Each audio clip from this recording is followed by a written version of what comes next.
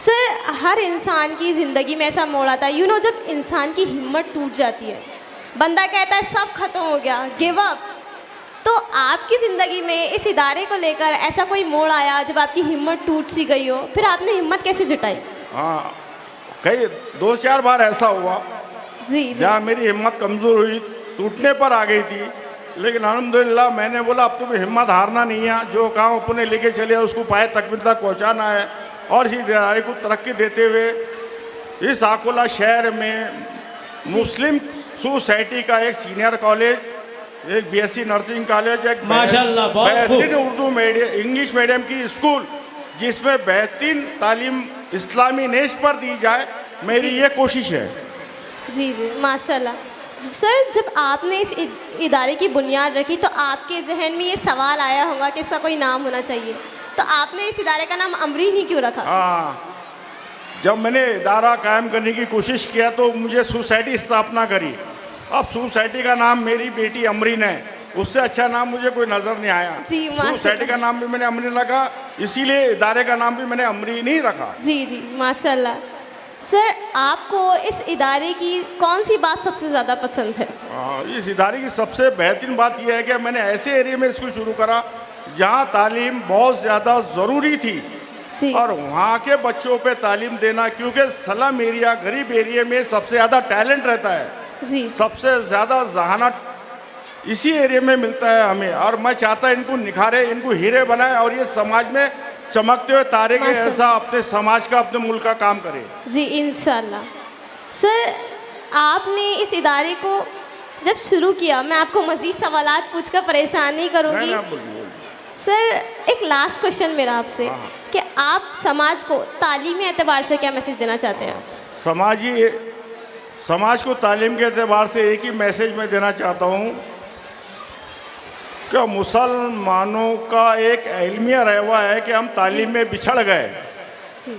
Other कौमें तालीम में आगे बढ़ चुकी है और हम पीछे रह चुके। मेरी मालूमात के हिसाब से मैं जो समझता हूँ कि अपनी मुसलमान कौम 50 साल एजुकेशन तालीम में पीछे है। जी। अब इनके मुकाबले में आने के लिए हमको रात दिन 1 मिनट भी ज़ाय करे गलत काम में, गलत किसी चीज़ में, सिर्फ तालीम पर फोकस करके हमको आगे बढ़ना है, तो ये हमारी तरक्की निश्चित है। जी। तालीम एक ऐसी चाबी है जो हर ताले को खोलती है। जी, बेशक। मैं आपको एक इसके साथ में एक वाक़या सुनाता हूँ। जी जी। सुलेमान अलैहिस्सलाम का।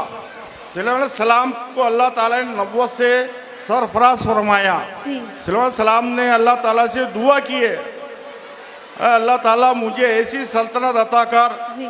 जो आज तक तूने किसी नबी पैगंबर को अता नहीं की।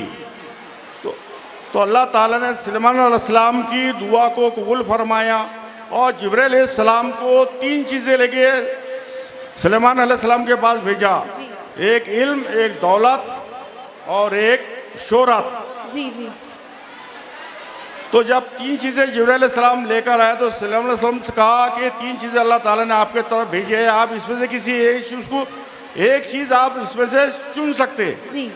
तो सुलेमान अलैहिस्सलाम ने इल्म को चुना।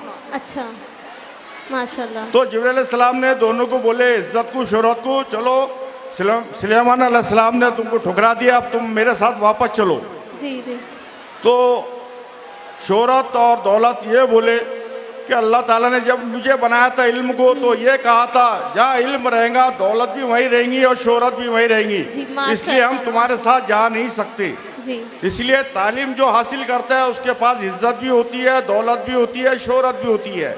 हम तालीम से बेबहरा होकर ज़िंदगी गुजारे। तालीम का मकसद समझ लेना, तालीम ही हर चीज़ हमको दिला सकती है, हमारे हुकूक, हर चीज़ हम कौम की खिदमत कर सकते, हम हिंदुस्तान की खिदमत कर सकते, हम हमारे समाज की खिदमत कर सकते। तालीम ही हमारी दुनिया और आखिरत रोशन कर सकती है। जी जी, बेशक। सर, बहुत बहुत शुक्रिया आपका हमें ये मैसेज देकर हमारी हौसला अफजाई करने के लिए और हमारी रहनुमाई करने के लिए।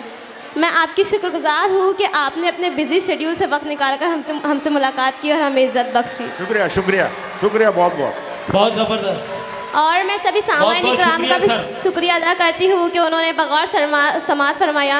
इंशाल्लाह एक बार फिर मुलाकात होगी अगली गैदरिंग पे। ओके, अल्लाह हाफिज़। बहुत बहुत शुक्रिया सर। गुलाम आरिफ सर ने बहुत